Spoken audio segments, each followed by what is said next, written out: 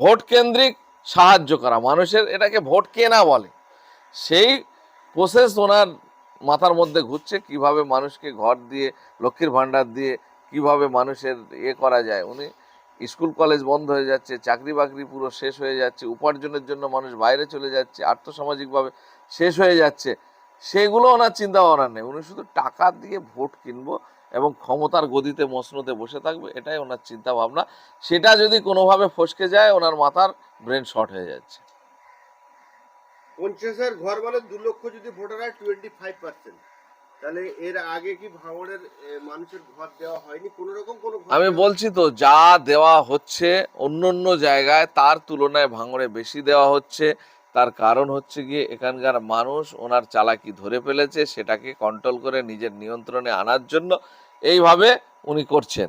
তারপরেও মানুষ যখন ওনার পক্ষে যাচ্ছে না, তখন ডবল ডবল দিয়ে মানুষকে নিয়ন্ত্রণ করার চেষ্টা করছে।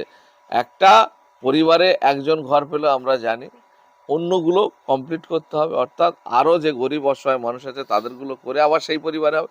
কিন্তু ওনার কথা হলো গিয়ে তৃণমূল যারা করে, তৃণমূল যারা করবে তাদেরকে এটা দেওয়া হবে। আপনি ভালো করে খোঁজ খবর নিয়ে দেখবেন, প্রচুর খবর আছে আমাদের কাছে, যারা বিরোধী দল করে বা ওনাকে সমর্থন করে না, এরকম যারা আছে তাদের উনি ঘর ওনার নেতারা কেটে দিচ্ছে, লিস্টে নাম থাকলেও কেটে দিচ্ছে, করতে দিচ্ছে না। কিন্তু যার ছাদ দেওয়া ঘর আছে, যার কারা করার মতো, অ্যাকচুয়ালি এই ঘরটা যাদের সামর্থ্য নেই তাদের জন্য, তাহলে সেই সরকারি টাকা উনি যাদের আছে, যাদের করার মতো ক্ষমতা আছে, যাদের মাথায় ছাদ আছে, এরকম প্রচুর লোক এই টাকা পাচ্ছে। কারণ তৃণমূল